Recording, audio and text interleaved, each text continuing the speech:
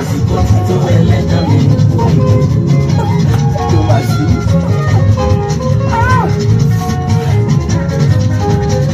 Aláyé ó bá kò ní ẹ̀ kó kó dáná ara jẹ́ mọ́ ó bá kò ní ẹ̀ kó kó dáná ara jẹ́ rárá ìgbà ìdáhùn mẹ́ta ló wà sí bẹ́ẹ̀ rántí kò sì dọ̀rí tó lẹ́nu rẹ̀ tó lè yíwọ́. ẹ ti láǹfààní àti máa gbọ́ wa àti máa wò wá ní ìkànnì Prince ìkànnì Orumeni Owo TV tó wà lórí ayélujára ìyẹn lórí YouTube. Mo dágbére ní ìjẹ́jọ́ pé pẹ̀lú agbára Ọlọ́run tí Jésù bá fa bíbọ̀ ẹ̀ sẹ́yìn tó bá di ní èní ní dídí aago 3 kọjá àṣírí fẹ́rẹ́fẹ́ á tún pàdé ìyẹn lórí YouTube lẹ́ni lórí ìkànnì Orumeni Owo TV pẹ̀lú èmi ọmọ yín ọ̀rẹ́ yín Babátúndé Balógun tí gbogbo àgbáyé mọ̀ sí Orumeni Owo. Lẹ́ni ẹja ńlá tún ni ìwọ̀ mi gbé tẹ́ bá ń gbọ́ bá mi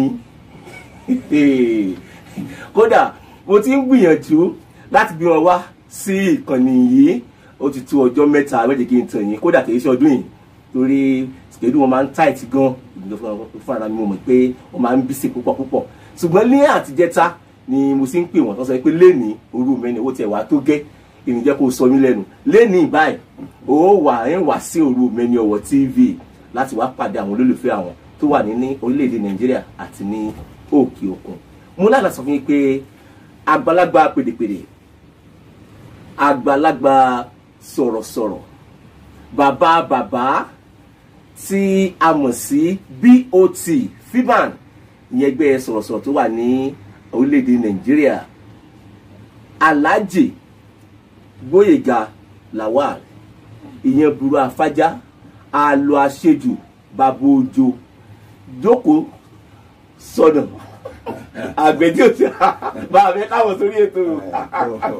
ẹ kúlẹ̀ o mo kí ẹ kú yànjú èsì kan sá ẹ kú gbìyànjú mo sì kí Ọlọ́run lára yín àbísí ó jẹ́ kí yànjú ọyọ ó jẹ́ kí gbìyànjú ọyọ àti kí ní àdìkejì Prince FM and Orumeni Owo television ayé ti gbà oníbàjẹ́ o. àmín ẹgbẹ́tọ̀ èsì pọ̀ sá. Alhaji Gboyega Lawal lẹ́ ń wò ní ojú wòran yín yìí lẹ́ni níbo ni Alhaji wọ́n ti gbé ń gbàbọ̀ níbo náà bá dé bóun náà ṣe rin ìrìn àjò wọn tán fi dé ìkórìtà tán dé lẹ́ni tán fi di role model fún ọ̀pọ̀lọpọ̀ àwọn ènìyàn nínú ayé lẹ́ni bẹ́ẹ̀ látòrí èmi ọmọ yín tí mo jókòó yìí ìyẹn Babátúndé Balógun tá a mọ̀ sí Orumeni Owo. bóyá ẹ̀yin ò tiẹ̀ mọ̀ pálàjì tó ń kọrin ẹ mọ̀ àbí bóun yẹn sì tún wáyé pẹ̀lú iṣẹ́ pèdèpèdè èmi náà lè máa rí gbogbo ẹ̀ ọlọ́kọ̀ọ́jọ́ kan. Alhaji Gboyega Lawal ọmọ ìlú wo ni sà? ìjú ìlà mọ́ni ìtọ́kàlà mọ́nà Kábíyèsí ìwòsí làmọ́dé àti bínú ilẹ̀ ẹ̀kẹ́ ẹ̀mọ́ náà kúkú fi ẹ̀kọ́ díẹ̀ kíní ọ̀hán ẹ̀kọ́ díẹ̀ àbàjá tó níbàámu ọmọ ilẹ̀ Ìbàdàn lókèrè fín ibi tí a ti máa gbọ́ kíkí ara mi pé ìyẹn Buru Afájá àlọ́ àti bàbá ọjọ́ bẹ́ẹ̀ni lóko tí Olódùmarè ọ̀sán àgbà mọ́tò ńdọ̀n lẹ́sìn. nísìnyí gba mọ́tò ni égbè mo sọ̀rọ̀ gbá. ẹ ti gbà àìmọye gan lẹ́sìn gbà. ojúlówó ọmọ Àlàbí Adéẹyọ lójú rẹ̀ fún Ìbàdàn. Kábíyèsí ọmọ Ìbàdàn ni. ṣé pé kí wọ́n bá fi ń lẹ́sìn báyìí sin ẹ̀gbẹ́ sin ẹ̀ fẹ́ sin. a lè fẹ́ sin dára nílé ni a lè fẹ́ sin dára ká di gàárì fún kọ́ máa yan kí inú ọgbà kéèyàn fẹ́ lọ sí Èkó ní ìsìnkú wa pé ẹ̀sìn onírúurú ni òun ogun lọ sí Èkó pẹ̀lú gbogbo owó tó ní òun rò pé nǹkan ń ṣe olú ẹ̀ ni ní ayé ìjọ ẹni tí ọba ń ṣe lẹ́sìn wàhálà ni ìyẹn ní ẹ̀sìn pòwe fún wa náà lórí ẹ̀sìn àtọkọ ẹ̀sìn ọmọ wípé kíní kan bọ̀ tí ìjọkọ̀ ó ṣe làálẹ̀ nígbà tọkọ dé àwọn ọmọ gẹ̀ẹ́sìn káàkiri ìlú mọ́ ọkọ̀ ni wọ́n wà ń lò nǹkan mìíràn tó ń bọ̀ lẹ́yìn mọ́tò ìyẹn ni pé níta bá ní ká lò dáadáa ká sọ̀rọ̀ ní ọ̀la mọ̀ bẹ́yìn sí ń ròyìn ẹ wá rò ó ẹ̀rọ ètò ẹgbẹ́ kalẹ̀ ara rírò rẹ̀ ni Kábíyèsí Ọlọ́run alẹ́ yín ó sì dá. àmín ẹ ṣe pọ̀ sá. Alhaji Gboyega Lawal wà lè ṣe kékeré yín. abimi nílẹ̀ Ìbàdàn náà mo sì kàwé nílẹ̀ Ìbàdàn ní bẹ̀rẹ̀ pẹ̀pẹ̀ àpòtò kan ní CAC primary school kìrìlẹ́fìn náà ni. náà ló wà. bẹ́ẹ̀ bá ń dáná lẹ́kùnlé èéfín bí a sì máa ta sí ánímú nínú kíláàsì. ṣùgbọ́n yìí kò ká mọ̀ wí ọmọ tó bá já sàmù àti kékeré náà ló ti jẹnu sàmù. mo ka primary school nílẹ̀ ní 1963.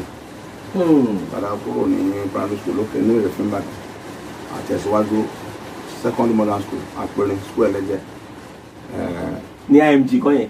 Rọ ICC secondary modern school. Secondary school wà lọ́tọ̀. ok Secondary modern school wà lọ́tọ̀. nígbà yẹn. Basic and commercial. Bọ̀dẹ̀ mi ò mọ̀ nípa typing. Basic and mo lọ kọ́ mbẹ̀. nígbà yẹn. Yorùbá and Christian religious studies. So bá mo kọ́ mbẹ̀ yẹn mo yà pàǹdé díẹ̀. Àwọn alásàlátù mùsùlùmí mo máa ń tẹ̀lé wọn pẹ̀lú orin tá máa ń kọ káàkiri tó bá di ọdún àná Muhammad sallallahu alaihi wasallam. Mo dẹ̀ tẹ̀mí yàtọ̀ nígbà náà tó pé mo máa ń fi bí àwọn sójà máa ń fi gbà yẹn. ẹ máa ń fi gbà yẹn. Dísìn tẹ bá fún mi níbi tí n bá fi kàkà ìmú àrígi náà rò pé fáànù pé igi tó mú dání dà ẹ̀bùn ọlọ́ni. bẹ́ẹ̀ sì mo ṣí báyìí. bẹ́ẹ̀ ni ẹ̀ẹ́dẹ́kọ́. nìkọ́ bí ètè ọmọdé tó lọ́n sá fún mi màtá.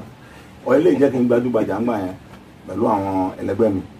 So lẹ́yìn ìgbà tí mo kúrò ní primary school mo lọ sí second modern school. Lẹ́yìn ìgbà náà mo tún ṣe pàǹdé mo sọ. Bàtà kúrò bẹ́ẹ̀ yẹn ni mo tata tó kó lọ sí Ọ̀rànmíyàn Memorial Grammar School Ilé Ifẹ̀ Olórogbo road 7 Olórogbo road ní Ilé Ifẹ̀ ńbẹ̀ ni mo ti sálábà pàdé Abẹ́fẹ́ Gbénga Adébóyè ọmọdégbọ̀n ọ̀rẹ́ mi pàtàkì. ọdún wo nìyẹn. ọ̀rẹ́ ìmúlẹ̀ ọ̀dàbí 1972. kàbíyèsí ẹ ti pàdé. ẹ̀kọ́ gbogbo àwọn sọ̀rọ̀sọ̀rọ̀ tí bá ń pé àwọn ọmọ Gbénga ṣáájú mi ṣé ńgbà tí ń sọ̀rọ̀ lórí rédíò àti tẹlifíṣàn lẹ́ mọ́ ni àbí láti bọ́.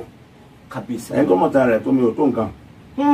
a sì jọ rìn díẹ̀ àjọ ló dáwọ́lá ayé díẹ̀ gbogbo téèyàn ṣe láyé téèyàn máa ṣe ìjàngbọ̀n gbogbo nǹkan téèyàn máa ńlájọ fà bí n bá tó máa lọ́rẹ̀ẹ́ tí n bá táyé wá tó náà bá ló táyé wá ọ̀rẹ́ là á máa ṣe ọ̀rẹ́ ọ̀gbẹ́lẹ̀ táyé lè jìnnà ọ̀rẹ́ gbà ó ṣùgbọ́n tó bá pé mẹ́ta tí wọ́n bá konú ọ̀rẹ́ ogun ẹ̀tún náà bá konú kò léegun èmi Dankazim Gbénga Adébóyè àròkàn wá yẹ àròkàn yẹ nu mẹ́ta ọbẹ̀ ọ̀dànù kan ṣùgbọ́n ọbẹ̀ dànù díẹ̀ ọbẹ̀ àjọṣepọ̀ dànù kálukú wa dira rẹ̀ mú òun dì lọrin mú èmi dì Ìbàdàn ní ìmú nípínlẹ̀ Ọ̀yọ́ Gbénga Adébóyè ò sì mọ ṣùgbọ́n tó filẹ̀ Ọlọ́run jẹ́ kó bàjẹ́ tó lè máa ọ̀tá rẹ̀ tó mi kò sí àbí bàbá àti ìyá rẹ̀ àtúfà àwọn ọmọ ìyá rẹ̀ tí wọ́n ò kéré ńgbà tá a bẹ̀rẹ̀ ọ̀rẹ́ 1972 lẹ́tí. bẹ́ẹ̀ ni ní Ọ̀rànmíyàn Grammar School ọba èmi ń bẹ̀ ni ṣùgbọ́n modern school èmi ti join àwọn ọlọ́dún méjì òun bọ̀ láti secondary school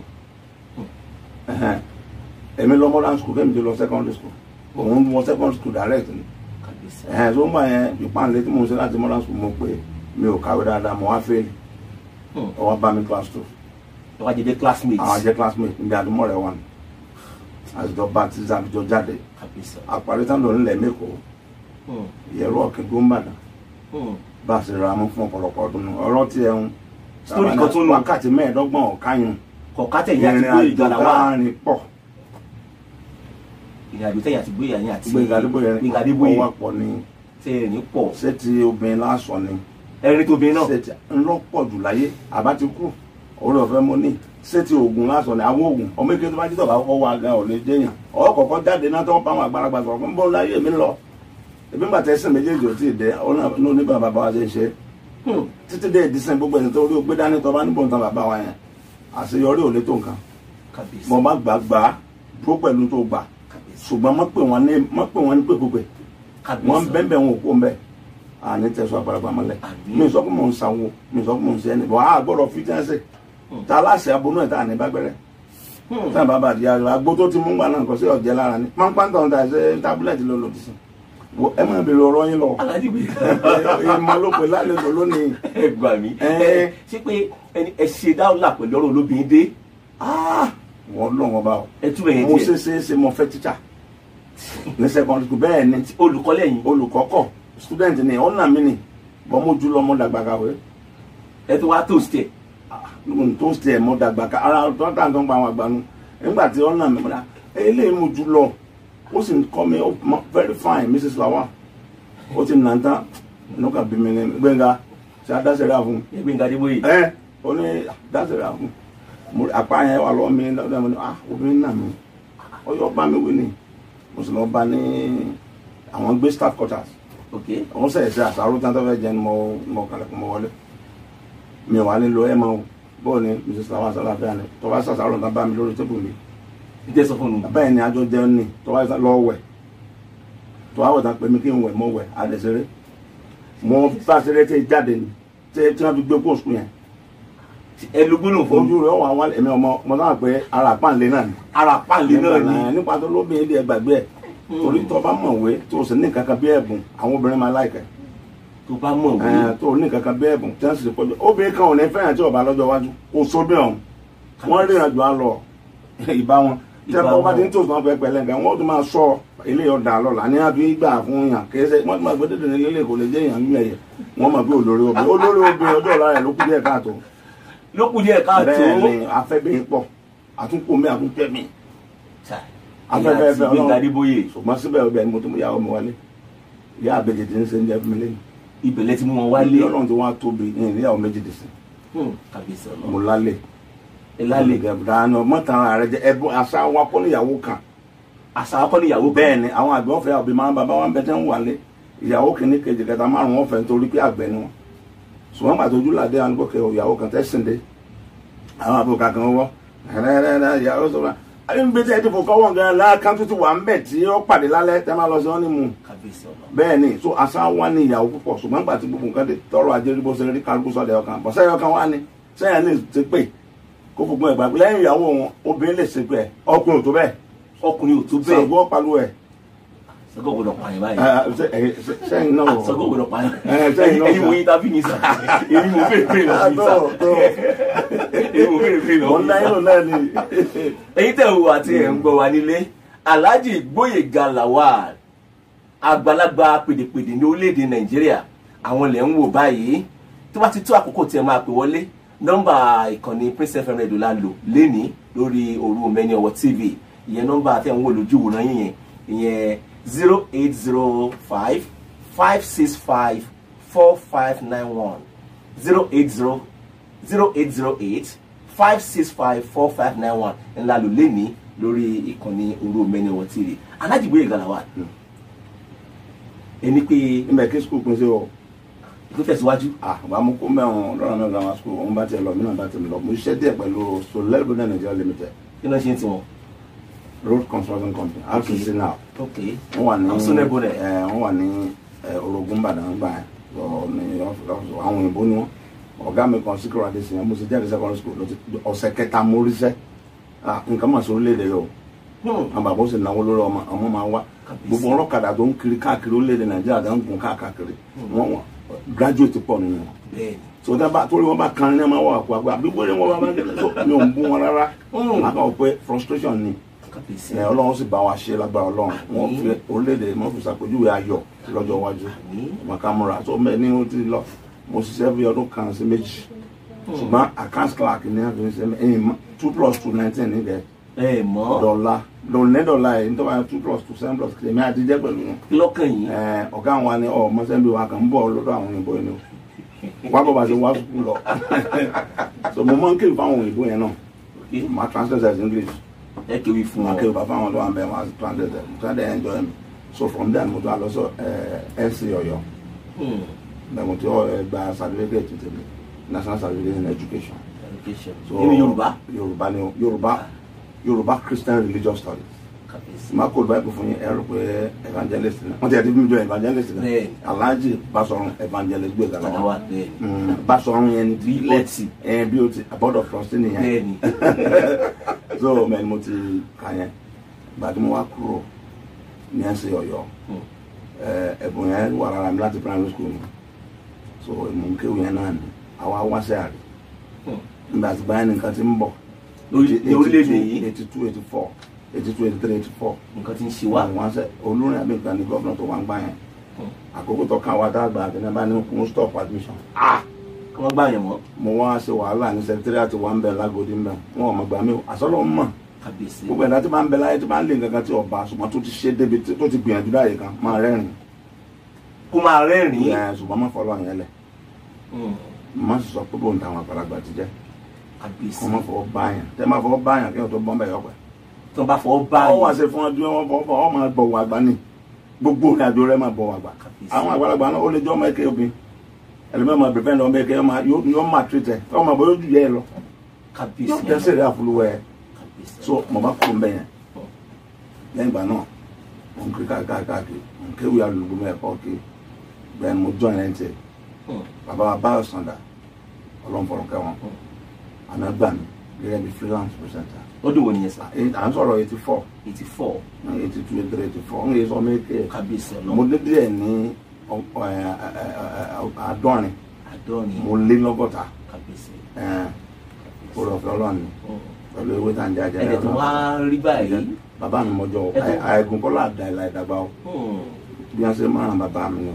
kábíyèsí ọlọ́run. bológbò ọba tájá bẹ́ẹ̀ rẹ̀ ṣe ẹ má ṣe tọ́ bológbò lẹ́nu ló mọ̀ pé agbára tí kìnìún nílò náà ni. náà ní ẹ̀yìn kan bá wa ọlọ́run rọ̀ fún wa ni. ìfi wá gbínú ilé. bẹ́ẹ̀ ni kábíyèsí ọlọ́run. so bẹ́ẹ̀ ni wọ́n ti ń bá káàkiri NTA Ìbàdàn bẹ́ẹ̀ mo dùkọ́ bẹ̀rẹ̀ bẹ́ẹ̀ ni bàbá bá mi jòjò ti lé mi pé ẹ̀bùn bẹ́ẹ̀ láàárọ̀ mọ́ yìí. ẹ bala ẹ lọ́ máa ń ṣe sódà bẹ́ẹ̀. bẹ́ẹ̀ ni àwọn èèyàn máa ń ṣe sódà bẹ́ẹ̀ ń gbà Ńgbà yẹn yẹn. létà náà ṣe sódà bẹ́ẹ̀ náà ọmọ yẹn pè fún mi àwọn yẹn àgbàdàdà ni wọ́n bá ní kí n sọ ọdún ọjọ́ náà mo bẹ̀rẹ̀ ẹsẹ̀ mo ṣe àríyá yẹn ni ọ̀tàmọ́dò nílé nkú mẹ́dísìn o kábíyèsí. ẹni tó bá bá ọjọ́ tó bá ọmú tí nǹkan kan yòròyòrò kan bá dé tó bá fi bẹ́ẹ̀ lẹ̀ gbogbo tó ní òní lẹ́yìn ẹ tó bá bá yẹn jẹ. ọba ọjọ́ bá ọmú ọwọ́ kó ń bẹ̀ nǹkan wọ́n ṣe yòròyòrò ń bì kan ọwọ́ ní ọ̀jẹ́ nǹkan kan bẹ̀ mọ́ gbogbo tó tù jọ wọn kò lè lẹ́yìn kò lè lẹ́yìn. bẹ́ẹ̀ níbi àwọn ti bẹ̀rẹ̀ nílé akéde ni bó ṣe kiri káàkiri tó ń kó nílé akéde bí sẹ̀sílẹ̀ akéde. olú ọlẹ́ fẹ̀yìn nǹkú bẹ́ẹ̀ o ibẹ̀ náà ni àwọn ẹlẹgbẹ́ wa kó wọn lọ ẹlòmíì kó ń bẹ́ẹ̀ ò tún bú wọn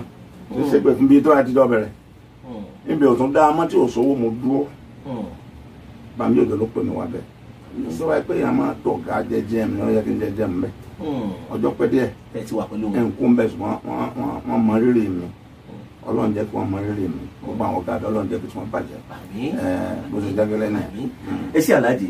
mo ṣe mo ṣe lẹ́ǹtẹ̀ tẹlifíṣàn ló ti ṣe ìtì àmọ́ yẹ ẹ̀ mọ́ báyìí ẹ mọ iye. mo ṣe mọ yẹ ẹ̀ tẹlifíṣàn ti ṣiṣẹ́ mọ́ láyé. àti rédíò kábíyèsí. ẹ̀bùn ọlọ́run tó fún mi ọlọ́run jẹ́ ráàyè lò ẹ̀bùn ọlọ́run tún fún yín. ó jẹ́ kí n ráàyè lò ẹlòmíì dánfó driver ní àṣírí ọ̀rọ̀. dánfó kẹ́lẹ́ ní dẹ́dẹ́dẹ́ tó tí bíríkìlà mi bá ń kọrin ṣùgbọ́n kò mọ bí ó ṣe débi tí ó ti kọrin tí ó ṣe rẹ́kọ̀dì bí o sì máa kọ́ lóhùn náà. ní ọlọ́run jẹ́ kí mi ráàyè lò tì mí kábíyèsí wọ́n á ọlọ́run. má dẹ̀ di àwọn ọmọ mi máa yọ ọlọ́run àmín ẹ̀wù wọn dà àmín àmín àmín. ẹ ṣeun. àdúpẹ́ ṣé ẹ gbàgbé èyí náà láǹfààní àti wá sí orí ètò ológo dídán ní orí ètò ní ìkànnì Oromena TV ìyẹn lórí YouTube gẹ́gẹ́ bí ológo ènìyàn nínú ayé láti wá showcase ara yín káwọn èèyàn tún mọ̀ yín jù báyìí lọ pẹ̀lú Babátúndé Balógun Oromeni ọwọ́ gẹ́gẹ́ bí atọ́kùn ètò ìlú Ìbàdàn la wà nípínlẹ̀ Ọ̀yọ́ ìyẹn ní orílẹ̀-èdè Nàìjíríà bẹ́ẹ̀ ṣe ń wò wá ẹ mọ̀ bá wa share ẹ̀dẹ̀ máa like ẹ̀dẹ̀ máa drop comment ní síbẹ̀ torí títí ayérayé èmi ó wà lórí Oromeni ọwọ́ channel ìyẹn lórí YouTube àlejò wa lẹ́ẹ̀kan sí Alhaji Gboyega Lawal àwọn ní àlejò wa ní orí ètò yìí Alhaji FIBAN ẹgbẹ́ sọ̀rọ̀sọ̀rọ̀ lórílẹ̀-èdè Nàìjíríà a ti rí pé kó tó kí màá gbé ìwé Freelance nìyẹn and Independent Broadcasters Association of Association Nigeria here Alhaji ẹgbẹ́ yìí kílẹ̀ lè sọ pé ẹgbẹ́ yìí lórí àjò yín pẹ̀lú ẹ̀ ẹ jẹ́ kí n mú bẹ́yẹn FIBAN kọ́ ló ti bẹ̀rẹ̀ ARAFREP ló wà ó ti bẹ̀rẹ̀ ARAFREP Association of Freelance African ẹ̀rọ tí yẹn mọ́ rántí ọdún wo nìyẹn ọpẹ́ díẹ̀ o àwọn márùn la dálẹ̀ ARAFREP bẹ́ẹ̀ ni náà ló bí FIBAN yìí bí nǹkan bá ń ga sí yóò máa gbọ́n sí kábíyèsí ọlọ́run náà mọ̀ lé lálọ́mí àmọ́lé èèyàn mi dáadáa kábíyèsí níyà kan bá dé olóògbòjò àtàbà Kọ́mọláfẹ́ Ọláìyá ìgò Délé Ọládẹjọ ìwé ìgbàlámọ kábíyèsí gbogbo ẹlòmíín tí bá tún kún tó jágbàlagbà tẹ́ ń palẹ́ lẹ́nu wọ́n bá wà ń bẹ̀ wọ́n kún ni wọ́n kún àkàntì ẹ̀ rí pé à ń sọ̀rọ̀ kí à ń ṣe pé àkíngbọ́n àlábá lọ ní ìkànnì wọn bá bímọ Kọ́mọláfẹ́ Ọláìyá Kọ́mọláfẹ́ Ọláìyá náà sọ pé ó bímọ nígbà yẹn bímọ alábá lọ ọbẹ̀ olóògbòjò bá ní ọlọ́kálukú yín tó lọ pẹ̀lú ọmọ akọrin ni bẹ́ẹ̀ ọmọ akọrin dání bẹ́ẹ̀ ni ọmọdé àlè fi yún lẹ̀ bí mo sọ fún bẹ̀rẹ̀ ẹ sọ bẹ̀rẹ̀ tí lè já ikú láwọn ẹ̀sẹ̀ yún ìwònù a sì ní débi tó nira àmì lọ́la ọ̀pọ̀lọpọ̀ ẹgbẹ́ tó bá nira ńgbà tí ọba débẹ̀ kọ̀tà àbí ọ̀tún ti ṣe yóò labani à ń jẹun à ń sọgbẹ́ ó yẹ ká jẹ ìtọ́kí ní ìdí kan nbẹ láti hún láti sọ ní ARAFREP àgbàgbára wa lẹ́nu títí àṣàgẹ́ ẹ̀tẹ̀gbẹ́ ARAFREP lọ́jọ́ náà èmi ní treasurer àkọ́kọ́ àkápò àkọ́kọ́ mo sọ fún ọmọ ẹ má fi ń sakápò ẹgbẹ́ o lóde mo bẹ bẹ́ẹ̀ fi ń sakápò ẹgbẹ́ ọ̀fọ̀ kí ló ṣẹlẹ̀ sá Àfẹ́ màá. ẹ sòdí fún mi. Ẹ má fi sàkápò ẹ wọ́n ní ìwọ ni bí pé mi ṣe máa ń náwó ok ní àṣẹ fún mi sàkápò wọn. Ẹ má fi sàkápò èmi mọ́ mọ́ kí ló ṣẹlẹ̀ gbogbo owó ilé lọ́tọ̀. ẹ dọ̀wọ́ tán. Bẹ́ẹ̀ ni ẹ má fi sàkápò bí mo ṣe ń gbowó tán báyìí tí má bẹ́ẹ̀ nàná tí mo rá bóyá kàtí ṣe kí ló sọ wọ́n fowó owó ẹgbẹ́ owó tí bá ti dọ́wọ́ èèyàn náà ló ní. ìbáàdì owó ẹgbẹ́. Awúsá lèmi ń pa àwọn eléyìí so gbogbo ẹ bá ní sọ̀rọ̀ tí n bá rí kó tí sì ń bẹ lọ́ọ̀ mi ń lọ wáyé àjọ ń bá máa dá parapọ̀ nìkan ni ẹni ẹ gbọ́dọ̀ rí àánú gbà báyìí torí ẹ̀rọ náà fi kó sí ọ̀wá ń dání pé àyẹn ló jẹ́ nìkan púpọ̀ lọ́mọdúpọ̀ ẹ̀rọ lọ so lẹ́yìn ìgbà yẹn la wá àwọn fẹ́ fi lọ ó tún wá rìn jìnnà díẹ̀ so Gbénga Adébóyè ó rí pé àwọn fẹ́ fi wà pa lọ́nà sí wàá mú kan gbà ọ̀yẹ́kọ́ máa jẹ́ ara fẹ́ ó máa kó sọ di nǹkan kan fi máa independent alẹ́ ìdádúró àdúrà ni àdúrà àjọ náà lọ mọ́ wọ lónìí. àdúrà àjọ náà ló mọ ìmí. ṣé n fayọ. ẹ ṣàwòsàn. fiban freelance kò lè ṣẹlẹ̀ ní radio station one and independent broadcaster tó dádúró kò ti dádúró báyìí o ò ṣe yẹ sàrà bẹ́ẹ̀ lọ o ò ṣe ní padà ṣe yẹ sàrà bẹ́ẹ̀ bẹ́ẹ̀ ni so bó ṣe rí nìyẹn àdúrà àjọ náà fiban wa bẹ̀rẹ̀ náà sọ wàá yan ààrẹ àkọ́kọ́ lọ̀gá rẹ̀ Ọlálọ́mí Àmọ̀lé. bẹ́ẹ̀ni so àjọ wà ń bẹ tàjọ ṣe bọ Èkó wọn gbọ́n jù wà lọ́nbí Gbénga lu gbogbo ẹ̀ olówó olókọ onípò onímọ̀ ọláyà ológun Gbénga Adébóyè gbogbo náà lóní àbẹ ọ̀dàmà àbó òkúrò ẹ̀ so kí ni bẹ́ẹ̀ bẹ̀rẹ̀ ó lè yẹ àwa ní káfọ́n ṣe pẹ́ẹ́sì ọ̀rẹ́ náà a máa bínú olóhùn máa bínú njọ́ ọ̀nù bá kan bí njọ́ kan lọ́wọ́ kan bẹ̀ gbé ẹgbẹ́ wà fọ́pọ̀ yóò fojú ní àbọ̀ lọ́la náà máa lè kó tó a máa tẹ̀síwájú ti dóni. olúwa àdìjẹ special ramẹ mo jẹ grand councillor ń bẹ mo ní jẹ chairman ẹgbẹ́ yẹn the chairman of that tibanta alèpé governor naturally mo ń ṣe wà BOT chairman BOT Ọ̀yọ́ state chapter. bó ṣe rí nu kò ní bàjẹ́. bẹ́ẹ̀ ló tún nínú ẹgbẹ́ òṣèré òṣìbọ̀ mẹ́yìn òṣèré náà ní mi òṣìbọ̀ mẹ́yìn òṣèré wọn náà pé má ti lè sọ̀rọ̀ tó lè dáhùn ló òṣèré ni. òṣèré ni kí lè wá bá débi nípa tó ń ṣe tíátà kí lè bá débẹ̀. bó lè ṣe nìyẹn. ẹ mọ̀ ṣeun láti kékeré mi ní primary school ló ti wà lára mi ṣùgbọ́n tá a bá rẹ̀ ní sọ fún mi pé bó ṣe rìn ní èèyàn kan máa kiri káàkiri. eré kan a ṣe eré wọn pè ní oníṣòwò. oníṣòwò ni mí ò arìnrìn àjò ni mo wà mo ti lọ títí mo dé Australia pẹ̀lú 1963 o lórí dẹ́kọ̀ yìí. bẹ́ẹ̀ni pẹ̀lú Australia mo ti rìn títí mo dé Òkun Pupa pẹ̀lú odò Ọya kò síbi tí mo dé ìhun lórílẹ̀‐èdè ayé o àánú ṣe mí púpọ̀ lápọ̀jù nígbà tí mo dé lu ènìyàn dúdú alágẹmọ dára ó kújú ènìyàn sunwọ̀n ó kú wa ajá òyìnbó sunwọ̀n ó kà ti dé ẹ̀yin ọlọ́lá ṣe ń gbọ́ mi èmi ló ń ṣòwò mo ti múra tán láti lọ ṣiṣẹ́ Olúwa nílùú ènìyàn dúdú oníṣòwò tó dóyìnbó kì í ṣẹ̀sìn wọn ló ń bí mi nínú ewúrẹ́ ń bẹ àgùntàn ń bẹ ẹyẹlé ń bẹ àdàbà láti fi ṣèrúbọ ẹ̀yin ọlọ́lá ṣe ń gbọ́ mi ntí orin yẹn bá lọ ni pé ó fẹ́ kí a má fìyàn rúbọ ń bí mọ́ àwọn ìbọn yẹn wá láti colonize wa pé Ọlọ́run ló wà nígbà yẹn àdùnnú náà kí wọ́n fi wá aládìsí ṣùgbọ́n ṣe ìfìyàn rúbọ náà sọ dáa ni kò tiẹ̀ tí pọ̀ ńgbà náà ẹ̀wọ̀ bó ṣe rí mo ti á pọ̀ bàjẹ́ báyìí. Ọlọ́run ṣàánú wa àmín. so ńgbà yẹn ni mo ti ń wò pé mo ń kọrin ní ìkíní wọn á pè mí sẹ́rẹ̀ inú mi wọn máa ń dùn pé àwọn pé ńgbà yàrá tún kù mo tún dé modern school wọn fi mi ṣe tẹ́tẹ́ máa gbé kíní yìí wà tẹ́tẹ́ ni olówó gbó ẹ pé tẹ́tẹ́. kò yẹ kí ẹnìkan yìí bá náwó tiẹ̀ ní sèǹkan kó má ní ìtumọ̀ tẹ́tẹ́ ni ó padà tẹ́ka yìí ni because gbogbo tó ní ara lè rò gbádùn ẹ̀gbọ́n òun nìkan náà yà ara bu oúnjẹ kalẹ̀ yàrá níjọ́ tí ó kú ọjẹ́ ẹnì kan kò ní bá jẹ́ mẹ́ lẹ́yìn ìyàwó àtọmọ nísìnyí o lè dáṣẹ́ ìṣe gbogbo yẹn náà bọ̀ ọ́ ṣe wọ́n sì ń bọ̀ ọ́ ṣe wọ́n sì máa bọ̀ ọ́ ṣe wọ́n sì máa rí ṣe èèyàn kó èèyàn mára ni gbogbo tí yẹn bá ní tí ọ̀bàjẹ́ lómi olóhùn bẹ́ẹ̀ nǹkan nìkan náà ni wọ́n padà di káyìn tí ò ní ẹsẹ̀ wọn tí ò ní ẹsẹ̀ ò lè ní èyí tó bá fẹ́ràn fún yẹn ní kò ẹṣẹ́ àná o ẹ̀ ń bá tiẹ̀ dín lóòrọ̀ kùtù lẹ́nìí tí ọ̀rẹ́ nìkan fẹ́ kárọ̀ sa ẹṣẹ́ àná sá o ẹṣẹ́ àná máa o sọ wá wáyé nu ọ̀rẹ́ nìkan sẹ nìkan fúlànà tí lè su ẹni ò wáyé kó tiẹ̀ ẹ̀ ń tọ́ sọnù kó pé ẹ mọ̀ gbàna bẹ́ẹ̀ báyìí ní ẹgbàá ẹṣẹ́ àná òun ṣe èèyàn lóore lójúmọ́ kan so mo bẹ̀rẹ̀ bẹ́ẹ̀ yẹn mo dé secondary school nǹkan kan náà tó ní o àtúnṣe tíátà. Àgànjú theatre group èmi ni president wọn ní secondary school. Ẹ bá dé Ifẹ̀ lẹ́ni ibi tá a ti máa ń ṣeré tá a ti máa ń ṣeré orí ìtàgé yẹn ẹ̀yin o. èmi lèmi kọ́. Hello. Hello. Ẹ bá bọ́rọ̀ yìnbọn sá. Yes, through initiative mi. Ẹ̀yin lẹ kọ́. Bẹ́ẹ̀ni, when I was the senior professor of the school, èmi mo ẹ má ti late mo ń gba owó bá kọ́bọ̀ owó kékeré nǹkan à ń gbà àwọn ará cement as a computer man orí ìtàgé mbẹ́mbẹ́ dọ́là o. Ó wà bẹ́ẹ̀ dọ́là. Ó kọ́ mi mbẹ́mbẹ́ dé set mi.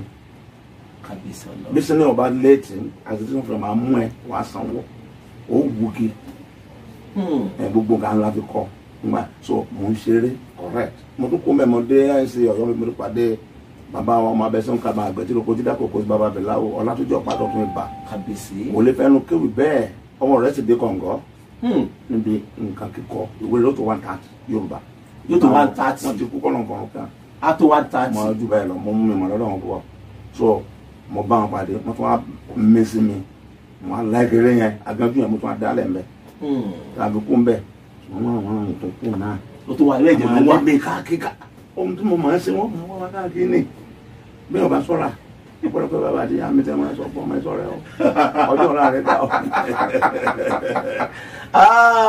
Adúpẹ́ Alhaji Gboyega Lawal ẹni wàá dùn pé a pè yín ní Oromeni Owo TV tẹ̀ ẹ̀dẹ̀ wá omiṣẹ́wà lámù aṣẹ̀bẹ̀rẹ̀ tó ní Alhaji nípa ti fíìmù kápò labalábẹ́ yẹn nípa ti òṣèré kápò labalábẹ́ yẹn ẹ̀ wá gbọ́ kankan.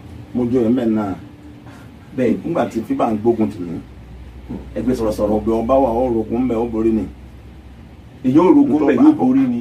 ọmọ márùn tí ẹ dúró sí Jésù òrogún. Jésù òrogún. àná mọ́ mọ́sálásálà ọ̀rọ̀gún Mẹ́kà lọ́sálọ̀ lù yẹ. Hello. Hello ẹ kúrò lẹ́ o. Oromeni Owo TV níta ló bá wa sọ̀rọ̀. Ẹ kúrò lẹ́sà. Alhaji Gboyega Lawal náà wà lórí ìkànnì Prince FM radio báyìí ìkànnì Oromeni Owo TV. Bẹ́ẹ̀ ni a ti ń gbájú ọlátà àwọn àníkà kí wọ́n ní bí wọ́n ti ṣẹ́hun. Olúwa ṣeun. Ṣé Ọlọ́run fẹ́ tí wọ́n lè láyé láyé o? Àmín. Àmín. Àmín. Ìjọba ìgbọ̀ngàn tí wọ́n ń dáwọ́lé àdáwọ́lé wọn yóò máa yọrí sí dáadáa o. Àmín. Àmín. Kí ni ìbéèrè yín fún wọn? Ìbéèrè ta ní fún ọ náà ni wípé fún ọ̀dàgbẹ̀ torí ọdún àbáwo ni ẹgbẹ́ tí wọ́n ń ṣe ni bí àwùjọ tí wọ́n ń ṣe ni bóun ni wọ́n ti máa ti gbogbo nǹkan tí wọ́n ń ṣe ẹlẹ́tọ̀ máa fi dá sí ọ̀rọ̀ tó ẹ̀kọ́ tó ṣẹlẹ̀ ní ìlú wa yìí. Ṣùgbọ́n àbọ̀ tó bí ìwọ́n ti ń ṣiṣẹ́ gbogbo rẹ̀ sì máa ń gbádùn ọ̀rọ̀ wọn wọ́n ti máa ń gbádùn máa fẹ́ tọ́ gbogbo ọ̀rọ̀ tó bá sọ pátápátá àmọ́ bóun làwọn náà ti máa àtàwọn yòókù wọn wọ́n ti máa ti ọ̀rọ̀ tó máa sọ sínú ìlú fẹ́ẹ́ tó ọ̀rẹ́ náà máa lapa lára wọn nǹkan tá a ní ká bèèrè wọn náà nira mo ti ń bá bọ̀ bẹ́ẹ̀ o tó jọ mẹ́ta mo ṣe rẹ́kọ̀dù kan pè ní abó ńlẹ̀ abọ́ onídẹ kò ṣeé pọ́n mọ́là kò ṣeé pọ́n ẹ̀kọ́ abọ́ ọdẹ ibi gẹ́dẹ́gẹ́dẹ́ là á gbé sí ọ̀rọ̀ ní jẹ́bẹ̀ tàbí sọ̀rọ̀ àwọn ìwà tí ó dá ìwà tó dá wọ́n rà lọ mo ṣe kan sakara distinction tá a sọ pé alágbára ò sí níbi kan àyàfọ́ lọ́rùn olówó kan ò sí àfẹnitọ́ lọ́n bá fún onímọ̀ kan ò sí o àfẹnitọ́ lọ́n bá fún lọ́lọ́lọ́ tó yẹ mọ́ lọ́mọ àṣírẹ́kọ̀ ló ti pẹ́ díẹ̀ àwọn èèyàn wọn gbọ́ dáadáa ipa kan ni èyí tí mo tún ṣe àbọ̀dé Mẹ́kà 1994 gbogbo ọ̀rọ̀ mi àti gbogbo rìn mi láti gbà wá nímọ̀ràn èyí tó ṣe tí wọ́n á jáde tí mo ṣe ìtàgbẹ́ ní sáà mo pè ní ọlápàá lórí ẹ bá mu ara ẹ wọn bẹ kí rẹkọọdù yẹn bá mi àrùn tí ń sìn wọn fi ọ̀nà ọkọ. hello. rẹkọọdù yẹn wà ní tàwọn ọlọ tó dẹ lọ. ẹlẹ́kùrọ̀ lẹ́ o. ẹ ká sọ ọ́. kí lórúkọ yín bolẹ̀ tí ń pè. wọ́n Nàìjà ló ń pè ọ láti Ìbàdàn bì. ẹ kúrọ̀ lẹ́ o wọ́n Nàìjà. ìyá mo fẹ́ bá bàbá wa Gboyega sọ̀rọ̀ ní o. ẹ rọmà. bàbá ọjọ́ mẹ́ta fà. Olúwa ṣeun. ìbéèrè tí mo fẹ́ bèrè kí ni ìlàkọjá yín nínú iṣẹ́ sọ̀rọ̀sọ̀rọ̀. ọmọ làgbà dẹ a lè sọ bíi mẹ́wàá ṣùgbọ́n àṣọ ẹyọ kan. ẹ máa fẹ́ tó bọ́ ẹ máa gbọ́ ẹmí ọmọ pèsè sọ̀rọ̀ náà tún lè báyìí o wọ́n bá pè mí ṣiṣẹ́ Olúyoko. kí ló ń pè bẹ́ẹ̀. MC job ni olùdarí ètò Olúyoko. sí ní Yorùbá. Yorùbá bẹ́ẹ̀ ni MC Olúyoko ní Yorùbá yẹn. Olúyoko. bẹ́ẹ̀ ni sà. ẹ jẹ́ kọ́lẹ̀. bẹ́ẹ̀ ni ọ̀yọ́kọ̀ mú òkun gbó tí bẹ́ẹ̀ ń bẹ̀ àti àbá wọn bẹ wọn gbọ́dọ̀ jà. hello. ẹ tó ṣe òkú àgbà ẹnìkan ọgbọ́dọ̀ ẹ ká sọ wọn ló tó. kí lórúkọ yín bọ́lẹ̀ sí ń pè. hello ma. kí lórúkọ yín mà. ok. Alhaji bí ìjàlá wà. ma. ok ma. yes ma. ẹ ṣe mo dúpẹ́ ma. thank you very much. kí ni ìbéèrè tẹ ní fún Alhaji bí ìjàlá wà. hello. ẹ ṣé o ẹ ṣé pọ̀ mà ẹ ṣé pọ̀ mà ẹ ṣé. ìlàkọjá ẹyọ kan nínú àìmọye ìlàkọjá. ẹ sọkàn. ẹnìkan bẹ wọn pẹ ní Musa Albankudi. ẹ sọ Olúyọkọ. Olúyọkọ atọ́kùn ètò. Alhaji mi gbọ́ rí. ó kọ́ rẹ nù ọyọkọ mú òkun gbogbo wa gbó tí wọn bá ẹlòmíràn kàrò pé bó ṣe lè darí ètò oṣùnà ọmọ ló ṣe darí oní ìgbéyàwó ló ṣe darí ológun ló ṣe darí ọlọ́jọ́ òbí ló ṣe darí ẹni tí ń sílé náà ọba gbòjẹ ó ní kíkọ́ ẹni tí wọn kàn ṣe wọn àwọn aráàkì kí wọn lè ṣe ṣe rẹ rẹ báyìí òkú tó kú tí wọn fẹ́ ṣènáwó ẹni tó ń ṣènáwó agbọ́dọ̀ níṣòro lẹ́yìn ìnáwó bàbá àtìyá òun ọmọ nǹkan kó ti pè ọ́ pé wọ́n lọ́ máa tọ́ máa pè wá ọwọ́ akọ́kọ́ lọ rè é pé àbíkáyìn torí pé ló lọ́wọ́ pé àkọ́bí tí ò ní ó lọ lẹ́yìn ìnáwó owó rẹ̀ tó lóun ní wọ́n dá sílẹ̀ ó tó fún wọn kó ṣe kó ṣe ó sì gbọ́dọ̀ kó mbẹ́ iṣẹ́ Olúyọkọ lọ́wọ́ kó tí wọ́n parí pátí fún ti olókù gbogbo ìnáwó tí wọ́n parí gbogbo àṣẹ tó wà dágbére fẹ́ tó nìyàwó pé ṣé kí máa lọ ó ti gbogbo ṣẹ́ ṣe máa lọ báyìí kábíyèsí ẹ̀yìn tí lákọjá ká sì ní sùúrù náà. ṣùgbọ́n ìjágbé pé iná. hello. ẹ kúrò lẹ́yìn kí lórúkọ yín bọ́lẹ̀ tí ń pè o. ó sì ló ń tọ́ra tó rẹ̀. Orú Many Ọwọ́ TV lélẹ̀ pẹ̀lú Alhaji Gboyega Galawa. Ìyá máa ń gbádùn program ni ìyá ní ká kí Alhaji Gboyega Galawa ni o. Thank you A very máa ń much. gbádùn wọn dáadáa o. ẹ ṣé mo dúpẹ́ Ọlọ́run á nífẹ̀ẹ́ yín. Yes sir. Ẹ ṣé ma. Kí ni ìbéèrè yín fún Alhaji Gboyega Galawa? Ní ìbéèrè mo kàn ní kí n kí wọn náà ni. Ẹ ṣé pọ̀ mà ẹ ṣé o ẹ ṣé. Yes sir. Ìlàkọjá ẹyọ kan nínú ọ̀pọ̀lọpọ̀. ẹ tiẹ̀ sọ̀kan yẹn náà kébì náà táàpù bí i. Alhaji Musa Albankudi ọmọ alówó ẹsẹ̀ mọ́rẹ̀ ẹsẹ̀ màálù ní kòkó ti sán ní. ọmọ ìjẹun yìí sàkọ́ni wọn. bẹ́ẹ̀ ni wọ́n ṣèyàwó fún àbúrò wọn kan níbo nìbàdàn. Ìbàdàn. èmi ni wọ́n lò fún gẹ́gẹ́ bí MC Olúyọkọ. ìgbọ́rí Bẹ́ẹ̀. ẹni ìlú ọkọ̀ gbọ́. barista ni wọ́n pè kábíyèsí. lọ́dún náà. so barista wọ́n ti fẹ́ràn mi láti Ìbàdàn náà wọ́n sẹ́ńtì ẹ̀ pẹ̀lú tọ́lọ́ máa yọ jáde lẹ́nu mi Ọlọ́run ọ̀rọ̀ ni mo bá ní kí n gba máì pé kí n máa kí àwọn èèyàn pé ẹ káalẹ́ o nǹkan kan ẹ tí ó ṣe ná ní máa lè pè mọ́ ẹ ní sọ̀rọ̀ mọ́. Olódùmarè ọkàn àkàbẹ ni ara mi wá gbóná wa mo fẹ́ fọ́ sára mi sọ̀rọ̀ máa gbé nǹkan jáde ìbàdí máa báyìí ẹ̀jẹ̀ yẹn tó báyìí ẹ̀jẹ̀ jáde lẹ́nu yín. jáde ni o so bàbá tí wọ́n rí mi Dr. Sikiru Ade barista barista ti rí yín. gbogbo nǹkan rẹ̀ tó fi ayé òní bàjẹ́ àmín. wọ́n bá fa mi wọ ẹ̀yìn wọ́n ti kọ́ sakapẹ́lá tí a máa kọ́ ṣe tá a máa bí káyàn Bẹ́ẹ̀ni. kẹ́mìsì tó pè yín àkàpẹ́là bẹ́ẹ̀ ni.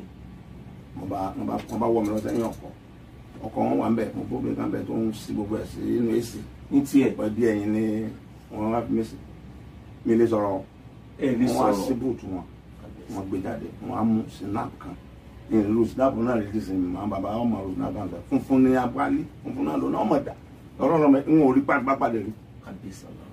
wọ́n sì mú ọ̀gẹ̀dẹ̀ omi mi wọ́n sì mẹ́bù kan ọmọ èkó kan mọ̀ ń gbọ́ràn wọ́n lè sọ̀rọ̀ sọ̀rọ̀ wọ́n á fi síbẹ̀ wọ́n á fi wọ́n ní kí n fọ̀gẹ̀dẹ̀ yẹn sí sínú ẹbú kí yẹn. n fi síbẹ̀ yẹn kí n jẹ́ màmá tó tutù wọ́n á ní kí n mú gáàsì kẹ́ni sí Snap yẹn lọ sí. gba mo fi síbẹ̀ ó jó mi lọ bí mo tẹ̀ ti dá fún mi kò jẹ́ èyí mi kábíyèsí. wọ́n á sọ̀rọ̀ pé tí o bá ti pera rẹ tó dára rẹ lóhùn wọ́n á bá mi lójú àpò padà tó bá ti pera rẹ̀ wọ́n sọ bẹ́ẹ̀ yẹn. bẹ́ẹ̀ ni kí tẹ bá ti pe ara bí yín mo ti dára mi lóhùn tẹ dára yín lóhùn. so ọ̀wá kò ní í ṣe pera mi 10 20 30 mò ń gbọ́ acapella lọ pọ̀ wọn ẹnìkan kan tí ì jọ mo kà pera mi lórí sí ni ó kọ́ súná tí wọ́n sọ mi mú ká la ọmọ mi nílò mú ká kí n sọ ọkọ yá mi pọ̀ Ẹ sọ. òun wò mí pọ̀ ọ̀rọ̀ yẹn yá pọ̀ ẹ sọ àdájì. ọmọ kíni kan mo máa ọmọ nílò so ní wọ́n ti báyìí mo gbọ́ egun mi wá le ju ti ìgbà tí mo ń tẹ́ǹtì yẹn lọ mo sì sílẹ̀kùn láti ẹ korúkọ ara yín bẹ́ẹ̀ ni kábíyèsí mo Ọlọ́run bá jáde kábíyèsí máa lọ bá wọn àti bẹ̀rẹ̀ eré kan. kúrú barista ń bẹ. èmi tá a lájọ ń jà sí ọ̀rọ̀ tá a fẹ́ lọ sẹ́nu tá a mú gbaṣẹ́ lọ́ ẹ̀ so ogun ń bẹ nílé ogun ń bẹ lóko kábíyèsí Ọlọ́run ogun ń bẹ ní bùbá ogun ń bẹ nísàlẹ̀ odò kábíyèsí ogun ń bẹ nísàlẹ̀ ẹkù tẹ́ ẹ ti ń pọpọ bẹ́ẹ̀ ni ẹ̀yin náà kàn jẹ́ epo náà mi sún jẹ́ yẹn ogun káàkiri bẹ́ẹ̀ sàlẹ̀ ẹkù tẹ́ ẹ fi ń pọpọ kábíyèsí Ọlọ́run gamugamu lè wà ń bẹ tẹ́ ẹ tó wà ń bẹ ọ tẹ gamugamu kò tún rìn mọ́ láyé kábíyèsí so fẹ́ kò sógun ma Ọlọ́run so àwa máa sọ fún dáàdi wa ọlọ́run bá ń fọwọ́ kẹ́ mọ́ bá lọ sẹ́lẹ̀ o. Nígbà tẹ́ délé? Tí bàbá báyìí sọ wàhálà wọn sọ nǹkan tó fún mi. dáàdi yín sọ nǹkan tí barista fún yín. wọ́n wá sọ́dọ̀ dáńsà láwa Ajíbádé bàbá wa mo ní wọn á dúpẹ́ lọ́wọ́ pé ẹ ṣe o. ó káyọ̀ àjíṣẹ́ o.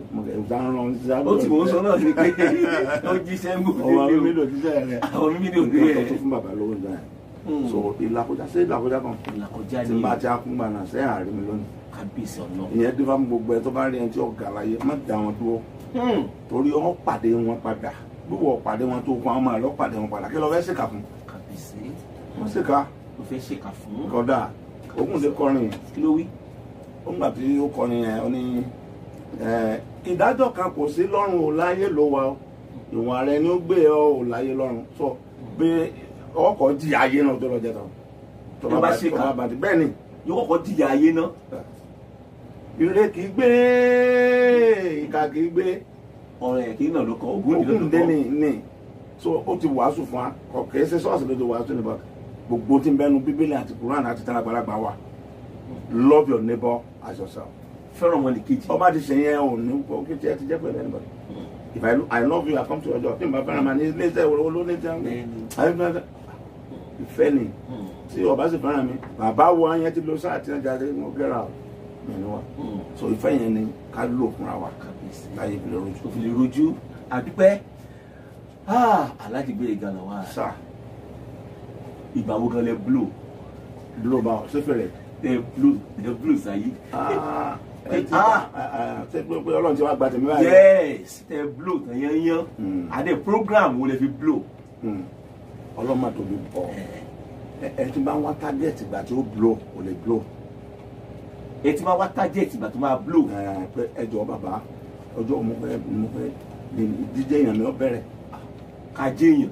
wà lọ́lọ́run ọlọ́run ní ṣùgbọ́n ó fi ìmọ̀ fọ́dọ̀ babaláwo àtàwọn onímọ̀ àgbà àyà àwọn onímọ̀ àgbà àyà oníwàlá àgbà àyà àwọn àfáà tó gbóná ń bẹ láyé tí wọ́n bá wọ̀ hàn báyìí ìmọ̀ àgbà àyà ọ̀sán pé nítorí ọ̀jẹ̀ ní ẹ̀jẹ̀ wòlíì tí ì ṣe àwọn wòlíì wọn tó pọ̀ láyé nìsín nǹkan ti dáyé tẹ́lẹ̀ mi ọ̀jẹ̀ ní wá káàkiri lọ́pọ̀ àwọn àti kúńbọ́lá àtẹ̀rísírí so bí máa sọ pé gbàdé mo lò mo lè sọ pé láti kékeré mi ni mo ti ń wò pé ọ̀dà yẹn bọ́lọ́ bẹ́ẹ̀ ràn mí lọ́wọ́ nípa ọ̀rọ̀ sísọ yìí èmi náà sì kọjá àyà ara mi gọ̀gọ̀ mọ́ wọn bí náà fi lè fi ká ìbẹ̀pẹ̀ tó ga wọn ò yábẹ̀ o. yábẹ̀. adébẹ̀ àṣẹ́rí padà àmọ́ mi láti lè fi abẹ́rẹ́ tí a lè fi ká ẹ̀yìn ní ọ̀run ọ̀pẹ tó gùn lọ́rùn àgògò. ẹ débẹ̀. ṣùgbọ́n wọn bá wọn mú. ẹ bá wọn mú. mo dúró ti bàbá mi ní nkẹ́là mo sáré bọ́jà o ò ní yọ pàpàdà fún ọ mọ wo àwòkọ́ṣe ẹnikẹ́ni bẹ́ẹ̀ ọlọ́run rẹ wọn tó bá ń ṣe fún ọ faramọ́ sì máa pé onírìnàjò rẹ yóò sì já sáyọ̀ ṣùgbọ́n gbàdá ń bá bọ̀ bí ìbéèrè yín láti skul ni mo ti ń rí bọ̀ ètò rí àpẹẹrẹ yẹn àmọ́ rápẹrẹ ṣùgbọ́n pé mo blow yànyàn tẹ blow yànyàn tí o sì lọlẹ̀ mọ́ tí èfi sọ tí o bóyú àti tó sọ ní méjì ọ̀la orútú èéfín ayọ̀ égbè àwọn bá ń ṣe wedding ẹni kan lé àwọn pinasi tí gbogbo ṣe smoke nìyẹn bẹ́ẹ̀ ni inú ẹ̀bọ̀ ló máa dùn bẹ́ẹ̀ ni ọjọ́ yẹn ní ẹntì Ìbàdàn kai King Sunny Adé and the African Big Ben now Emperor King Sunny Adé ẹ̀gán pé lórí bàbá yẹn ṣe ẹ pé mo ní kọ́ mọ́ ní àbí ọmọdé ojú kílẹ̀ gbogbo ẹ̀ gbogbo ẹ̀ wọ́n ṣe dọ́là mo tẹ̀ ń bèrè ni kò sí mo tẹ̀ ti ṣeré fún Clinton world president ẹ̀ka ló tún kù tá à ń wọ́ ẹ̀ olówó kan ní ọtún ààrẹ orílẹ̀-èdè ni àbí orílẹ̀-èdè àgbáyé wọn ní wọn sílẹ̀ lẹ́ǹtì ẹ̀ lọ́dún náà lọ́hùn bọ̀dá Yẹmí Ògúnyẹmí ìbá ẹ̀gbọ́n mi dáadáa ọ̀gá mi baálẹ̀ tuntun tí ó jẹ baálẹ̀ láìpẹ́ ní gbogbo Olúyọ̀lé ní ring road bẹ́ẹ̀ ni àwọn lọ́la ní apọ́lẹ̀ kabẹ́ bí ọlọ́run gbẹ́gbọ́n mi dénú. àwọn ó jẹ baálẹ̀ báyìí. bẹ́ẹ̀ ni ó ti jẹ baálẹ̀ ní ìwúyè láfẹ́sẹ̀ kọ́lọ́n bá mọ̀jẹ̀ tí wọ́n bàjẹ́. àmín. ọ̀gá mi ni mo tààpù lára wọn so ni wọn sànífẹ́ ṣeré àwọn àti ẹnìkan èmi máa ń bá kó nǹkan lọ ni bí agbádá tí wọn bá ti wọ agbádá wọn gbé lọ wọn ti abẹ́ lágbádá ńjọ náà ṣe àwọn onímọ̀ lé bẹ́ẹ̀ olómi ọ̀sán kan tó ti wá ti pẹ́ bẹ́ẹ̀ mẹ́rin dá àyè nǹkan ní òbí sẹ́ńtún bẹ́ẹ̀ sí ògógóró original tó jẹ́ pọ́nbélé tí èso ìgbéró ìtẹ́nsẹ́ ní ìtẹ́ ń yọ wéwé lórí ìwé ní Johnson bẹ̀rẹ̀ ní Johnson yàrá rẹ̀ fún bẹ́ẹ̀ mọ́ra ìgò kan mo ti mix ẹ̀. kílẹ̀ fi mix ẹ̀. pẹ̀lú ògógóró tó dáa ni. tó dáa. tẹ bá bá nẹ́sì báyìí ó punná láwọn ni ó ṣiṣẹ́ la rúrè tí ààrẹ wa máa ń mu tí máa fi ṣe fàájì immediate past president. okay. with due respect. President Jonathan. àwa ní ẹmu làwa ń lò ògógóró làwọn ń lò ní ìrìnàjò wọn àwa náà tó wà máa ń bá wọn mú nígbà yẹn ó ṣiṣẹ́ gidi lára tí ọba pọ̀ jù tó ẹ fi lo nǹkan ló gbà sáwọ́ so yẹn la máa ṣe o mo bá débẹ̀ ní Sani Adé bàbá bá lọ tọ̀ yẹmi lọ tọ̀ pé kúkú sanwó fún mi bẹ́ẹ̀ tí mo fẹ́ mọ̀ ni mo fẹ́ mọ̀ tí mo mọ̀ dísẹ́ ọ̀gá kan ní ó sọ pé mo máa fi pé mo akọ́ṣẹ́ lọ́dọ̀ wọn kò sí o kò sí bẹ́ẹ̀ ni àbí ti skul o mo fẹ́ràn mi sọ́ọ̀sì lẹ́ǹtì ẹni bí ọdún 15 ni gbogbo department màá dó sí ma wọn bẹ wọn àrùn mi ń sẹ ìyá kí ọlọ́ra máa la ọlọ́ra ṣe kíkan àwọn bàbá gbé kakílá bí kọ́lọ́ bọ̀rún kẹ́ ẹ lọ́ra yẹn wá mọ̀ ń lọ mọ̀ ń rà bọ̀ mú ń wo nǹkan tẹ́ ń ṣe. alẹ́ ẹjọ́ yẹn ni wọ́n sì ti mọ̀ mú kéwì díẹ̀ díẹ̀ àwọn bàbá alára wájú Adépọ̀jù with due respect Túbọ̀sún Arápọ̀ with due respect Ọládépò Lóṣogbo with due respect bàbá wa Yẹmẹlẹ́ Bùbọ́n with due respect àtàwọn èèyàn ńláńláńlá wọ́n mú mi mọ́ wọn ewu kike mi kọ̀wé lẹ́nu ẹ fún mi táìtù bẹ́ẹ̀ bí ní ìsìn kéwì fún anything so ẹ kéwì Adépò Ìgàlàwà ọ̀rọ̀ náà àrísọ́ ọ̀rọ̀ àgàràgà fi tú náà lábí sọ́tẹ̀ ètò ní bàbá bá lọ tọ́ẹ̀lẹ̀tì ni lẹ́ǹtì àṣàkàndẹ̀ wà fún wọn bẹ̀ wọ́n bá pẹ̀lú ẹ̀rẹ́ bíi Sani Adé bíi pípì ṣàṣìnà òun ṣẹ̀ṣẹ̀ létà lòun ṣẹ̀ṣẹ̀ ń ṣeré Sani lónìí so ó máa ń ṣe free ni àwọn díẹ̀ ló máa ń gbà lọ́wọ́ bẹ́ẹ̀ ni so làbá ṣe bẹ́ẹ̀ ni wọ́n bá lọ wọ́n bá tètè dé wọ́n sì ní àṣà kan ẹni tó bá pè gẹ́gẹ́ bí eléré tó ti bẹ̀rẹ̀ rẹ̀ àwọn tó fowó wọlé náà máa kọ́kọ́ jójójójójó kì í ṣe pé alága tẹ́yàn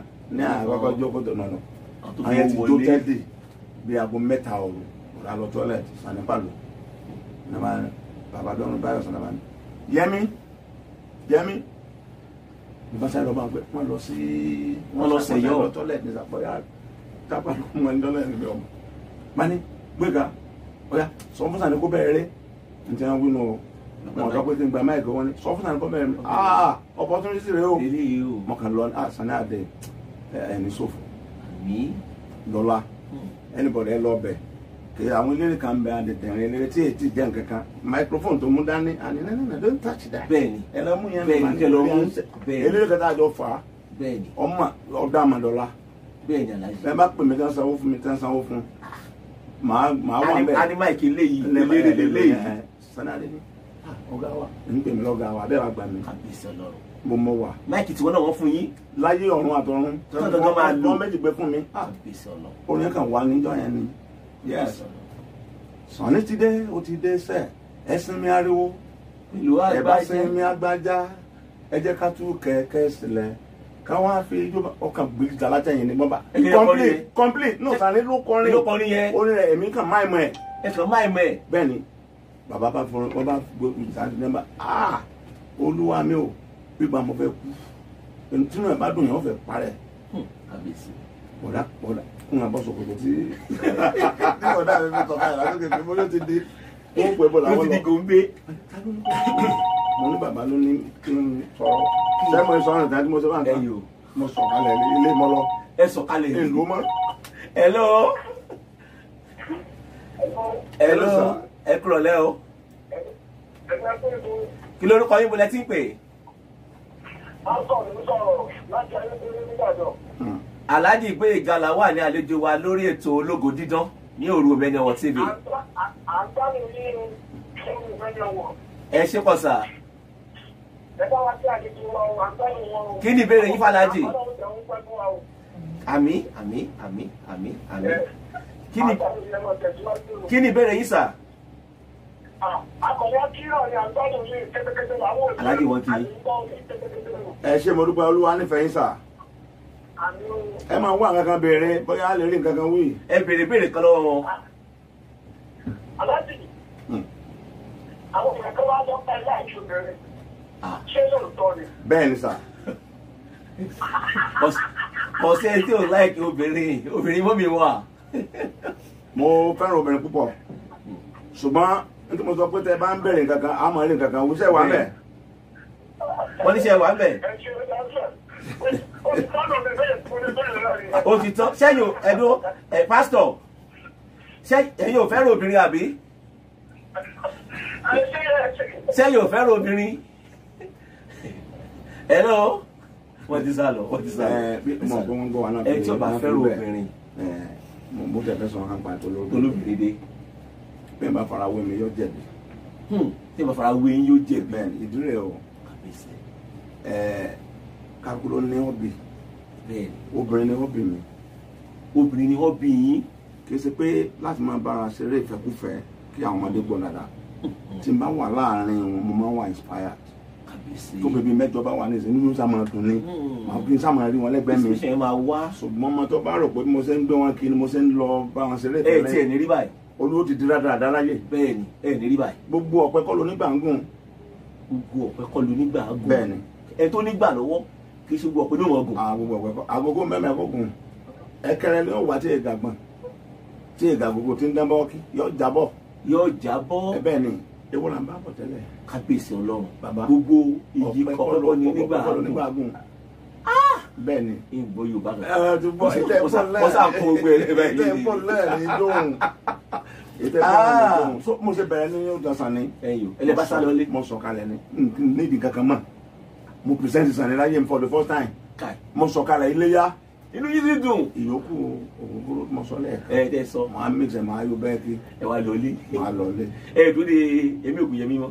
wọ́n ti bẹ̀rẹ̀ pé ká kí ló dé mo ní àwọn Ghanaian sọ pé kẹ́ tó dé pé kí n sọ̀rọ̀ kò tẹ́ sọ̀rọ̀ mo yà lọ kò sí ní sọ̀rọ̀ bàbá mi ní iṣẹ́ làwọn òkú ọ̀sẹ̀ rẹ̀ mo ṣe wọnú mo wá dé àrùjọ kejì bíi ìdùnnú ti bẹ̀rẹ̀ rẹ̀ káì kábíyèsí. mo wá jáde ẹ̀wù bàbá mi mo wọ̀ wá ń dọ̀yà o mo rí wọn má ti nù lọ́nà àbẹ̀tẹ̀ ajá. o tó wọn lẹ́wọ̀. àtẹ̀wò tí wọ́n rè pé wọ́n dọ̀hún tí lẹ́wọ̀. tí o tó tóbi jù sá mo sáwọ̀ wọ́n àmọ́ ọ́ máa kó dáńjọ́ kejì sá. Gbéga agbábìnrin lánàá Gbéga àwọn láìpẹ́ yé máa kó amúrìn ní wa máa múrìn lójú pa mo máa mọ àwọn arìnrìn gbogbo ọ̀nà abẹ́rẹ́ màlété máa rìn kí òjé bábẹ́ ìbàdí ọ̀yọ́ ọkọ̀ bó o lọ aṣọ èèyàn bíi 30 lánàá ó tíráì gan ó kọ́rí sẹ́ni lẹ́ máa iṣẹ́ yìí fẹ́ràn pé iṣẹ́ ìdá orí mi ò fẹ́ ẹ̀rọ ọmọ iṣẹ́ ìjọ yẹn ni mo ti ń gbaṣẹ́ yìí lẹ́bàá akéwì o tí wọ́n mú owó àtijọ́ yẹn tó bá di pé gbogbo wọn wà ń gbọ́n sí. ẹ wà ń gbọ́n sí. ẹsẹ̀ dọ́tẹ̀ blow tó wó délẹ̀ blow. àbísí. àti máa ṣe bọ́yìn ló dọ́tẹ̀ blow. kì í ṣe dọ́tẹ̀ yẹn blow. babaláwo tí wọ́n kọ́ ní fatifa rẹ̀ mú yánranyánra ọmọ ẹni rọ ọmọ ẹbí dáná rẹ̀ tí fa rẹ̀ mú yánranyánra. ní ti ń sàwọn kankan bọ̀ wọ́n júwe fún un ní pé máa lọ ọ̀dọ̀ bàbá báyìí wọn ọ̀dà ẹni akọ̀dà mọ́ ṣùgbọ́n sẹ́tù sílẹ̀ wọn á júwe fún èyí ní àṣìṣe fún ẹ̀rọ London kan ní èèyàn bá gbó kalẹ̀ ní ọ̀rọ̀ alẹ́sọ̀ jì ní ọ̀rọ̀ àbùnkàn fún ọ̀rọ̀ owó rẹ̀ bú lọ́dún ó ti ń bú bọ̀ ó ti ń ṣe bọ̀ tẹ́lẹ̀ kò sọlẹ̀ lórí ṣàṣìlá rẹ̀. kábíyèsí ọlọ kábíyèsí ọlọ thank you kábíyèsí ẹ ṣe alájìgbé ìgbàlá wa. ẹ jọ nọ́mbà lẹ́ẹ̀kan sí bóyá nọ́mbà tí wọ́n pèsè sílẹ̀ agbára mi báyìí 0808 565 4591 0808 565 4591 nọ́mbà tó fi ń pè wọlé sílẹ̀ agbára ni alájì wọ́n ti program yìí kan ẹ̀wọ̀ Òǹrọ̀sì Òǹrọ̀sì ní gálàsì Òǹrọ̀sì ní gálàsì Òròsì ní gálásì làwà yìí o. Òròsìrè o. Égbè. Òròsìrè o. Òròsìrè bà wà lọ́wọ́. Kedu ọdụma. Iná kwana iná kejì ya. Òròsì náà rí ètò nù. Gbogbo olùgbà. Láti máa sọ̀rọ̀ nígbà tó ti bú tá a sọ̀rọ̀. Ibi ó ti abúyányá nù. Obúyányá. Torí ń gbà yẹ. Ṣé èdò nínú ìsìn gan ọ̀pọ̀lọpọ̀ pé mi ló kọ́ ní gan. Òròsì náà pè yín. Mo fi gbogbo ara ṣiṣẹ́ fún wọn bẹ́ẹ̀. Ní gálásì yẹn. Mo fi gbogbo ọmọ mi ṣiṣẹ́ fún wọn bẹ́ẹ̀. Lókè ààrẹ. Mo sì rà ànúgbà lọ́dọ̀ Ọlọ́run láti bẹ̀. Mi ò sì fi jà kúrò ń bẹ̀. Ẹ fìjà kúrò ń bẹ̀. Àlàyé láfijọ́ yàrá wa. Kábíyèsí Ọlọ́run, kábíyèsí Ọlọ́run. Ìtàn ilé ìwọ̀n tó ń lọ ṣúà. Ó tún lọ ṣúà. Ìdílé abèrèbèrè kan. Àṣírí wo ló farasin pẹ̀lú prógrámù Òròsì? Àṣírí. Yes. Tó fi dá yàtọ̀. Táyé fi gbà á. Tó jẹ́ pé àkókò yẹn bẹ́ẹ̀ kálukó wà ní tẹlifíṣàn. Ṣé àmà fún wọn èèfó yín sámà làárọ̀? Ẹ dàpọ̀ wọn kó àmàlà ó lè bá a dá o. Ẹ bá mú ilé ẹ̀kẹ́ kan bí àmàlà. Bí ẹ bá lè fa àmàlà kan tó bẹ́ẹ̀ dùn. Àwọn èèyàn fọ ni pé nǹkan méjì wá bí àmàlà ilé o. Má wọ̀ ọgbọ́n kankan dá sámà là. Bí mo lọ nìyẹn, má wọ̀ ọgbọ́n dá sámà là ṣiṣẹ́ rẹ̀ lọ́ọ̀rẹ́ wọ́n èlùbọ̀ tó dáa. Omi ó dẹ̀ hó. Wú èlùbọ̀ sí. Má mú sakasaka orógùn. Má sì fi sínú kòkò tí ò lágbára. Kòkò tó ní kan dáadáa. Rú àmàlà pẹ̀lú bẹ́ẹ̀sẹ̀ rò kó yí tíkẹ́. Gbogbo ayé ní ọ̀bọ̀ jẹ́. Nínú ìmúra ṣiṣẹ́ ni. Kò sí nǹkan kan àmì ọ̀gẹ́ pé ìwọ̀n kankan kì. Ṣùgbọ́n concept ètò ló máa jẹ́ kí tó ga. The concept of the program ni pé òkè àmọ̀ pa àwọn òṣèré wa. Concept ètò yìí ni dẹ́bi tí mo fi débi lẹ́nu. Kẹ wá lọ pé ẹni tó jẹ mọ́ concept ètò yìí kẹ á máa lọ sí nǹkan mìíràn. So concept yẹn ni pé pèlére wa wọn á lókè bó láti ṣe o ẹ̀ẹ́dẹ̀lẹ́dá ṣe o. Mo lọ síbẹ̀ wọ́n pẹ̀lú kan ní Mr. Obileye wọ́n pẹ̀lú kan ní Gbẹ̀ngà Olóòtú tó wà l'Amẹ́ríkà báyìí. Ní gálásì. NTA ló wà NTA mo ti wá NTA náà ti rí mi NTA ní aṣàtẹ̀rọ̀ ọ̀gọ̀dì ní ti tẹlifíṣàn ní o BCOS ní aṣàtẹ̀rọ̀ ọ̀gọ̀dì ní ti rédíò ní wọ́n fi pè pé wọ́n fẹ́ rí mi o Mrs. Obileye bí ó bá wà ọ̀nà rẹ̀ kó máa rà àtàwọn ọmọ rẹ̀ wọ́n ní ètò kan wà sẹ́lẹ̀ bá a ṣe mo ní ètò wọn ní kí ló kọ rẹ̀ wọ́n sáà ní ètò kan ní Yorùbá program tí màá gbà ìlérí wa ọ̀rà mo bá lọ rí bàbá wa ẹ̀gbọ́n wa Steve Ojo President Galaxy àná ní iṣẹ́ yẹn yes mo ní ọlọ́wọ́ mọ́ lẹ́nu ẹ̀dùn kan kó máa lè ṣètò mo ní bẹ́ẹ̀ ní sáà ètò olórí máa ṣe fún wa 1 hour no 1.5 hour àmọ́ ní bẹ́ẹ̀ bá dẹ́ sọ pé 2 hours mo lọ́wọ́ ọ̀kẹ́ wọ́n ní táìtù wo ló fẹ́ ni wọ́n máa fún ètò yẹn mo bá dákọ̀ bí táìtù mẹ́ńlá lẹ́ẹ̀kan náà. Ma and this man is not serious. Whatever to mention it, what please listen, no, I don't. Go, you come back next week and tell me what you know pro. So more room, one crab with me. Until Blair, more boy, one was of one of them over. Omakawa, a bro, Fakora de Fadairo, only Sopro, Oma who said Jetta. Already, me, Babala woman. No, to be frank, Babala woman.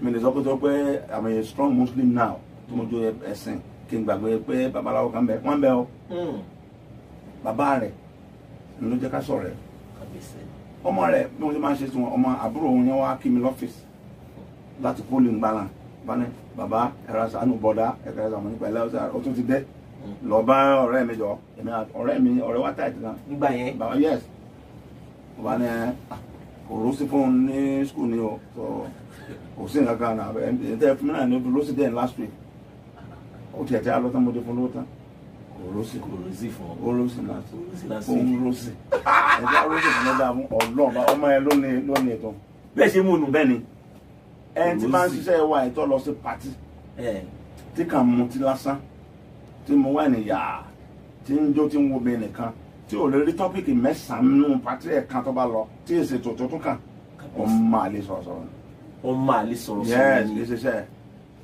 òun ló sì mọ̀ kàn padà next man òun ló sì ọ́ ní kí ni concept mi ní ẹ̀gbọ́n ló sì fún inú wà sórí ètò òṣèré tó tó sì fún inú wà sórí ètò ọba ní òkè ká sí episode ẹ bá wọlé the first one mo ní mi ò lè ṣe bẹ́ẹ̀ yẹn màá kọrin wọlé ni owó dà kílẹ̀ ẹ̀ máa fún mi lówó ní tó lè ṣètò ẹni lè tó fi dà number 1 mo ní ìsìn ní bẹ̀rẹ̀ lọ́sẹ̀ yìí ayé polówó mi fún ṣùkà gbáko mo wá mú the first fóṣù kan gbáko ọmọ yẹn ṣẹ̀ṣẹ̀ ń jáde ní òbẹ́sẹ̀ rẹ̀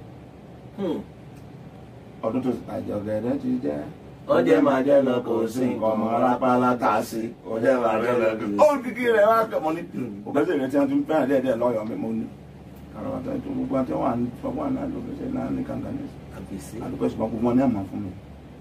mẹsì gbé òṣèlú wa nù. mo ń gbówó oṣù láì ṣiṣẹ́ lọ́dọ̀ wọn lé ní gbogbo àti mo tọ́lọ̀ ń lò mí fún bẹ́ẹ̀ni tí máa lòdì sàn ní lé ní tọ́kàrí mi kí n tó kó lágbo wọn sẹ́ǹdì sí mi pé ká lọ fún mi lówó. ní kí n sọ ní adé. bẹ́ẹ̀ni so tí mo bá bọ̀ bá sì bẹ̀rẹ̀ rọ́ọ̀sì ni ọ̀sẹ̀ yẹn ní gánà wó gánà sì wó èèyàn ti pọ̀ jù. ìgbẹ̀mí yẹn wó lọ́sẹ̀ yẹn gánà yẹn wó lọ́sẹ̀ yẹn èrò ti pọ̀ jù. máa yẹn wá fún mi ní òpó ìyá ó ní sundry expenses àbí nǹkan ní ìgbé ìbò wọn ní ká fún mi nígbà owó ní 50k 50,000 ọdún náà náà. mo ní owó ayé mi o bó o la ṣe ń náà bó o la ṣe ń náà dúpẹ́ sá so mo sì bẹ̀rẹ̀ nìyẹn ìgbà máa tún lò lòlò mọ́kà tó lọ sàn níní níjọ mo gbé sàn ní wá ilé dá mi o ìlú tó lọ àdàbí ọjọ́ ìjọ yẹn ni mo ń polówó àwọn iléeṣẹ́ kan tó ń pè ní Fieldsin aircraft Fieldsin àwọn náà ń ṣe Field-Vite and Astymin wọn kẹrù ètò tó lè ní product tí máa ha fáwọn èèyàn tẹ́lẹ̀ bá lóun hẹ́bùn ní ìsìn ọba mi ń bẹ̀ ní àṣekù ni èmi bóyá lẹ́kùn bí ìgbà tí bẹ́ẹ̀ bá wá délé mi ẹ̀ lè bẹ́kùn tí mo ń bóyá mẹ́ nítorí hatan tó délé yàwó náà ní irúṣẹ́ búwo ni wọ́n ṣe nígbà wọn kó wọn tí wọ́n máa sàníwá ní mo bá wá omi ẹ bá mi lọ ògùn sá má ṣe tó lórí program live and direct ó dẹ̀ ṣe dé pure. Wow. Àsìkò tó bẹ dábàá nǹkan fún wa máa sí kíá. Àsìkò tó ọ̀nà tó ti di alápẹ̀ ló máa ṣe. Mo ti ń bì tí ń sà. Ló máa ṣe. Mo ti ń bì tí ń sà. Ló máa ṣe. Ló máa ṣe. Ló máa ṣe. Àsìkò tó.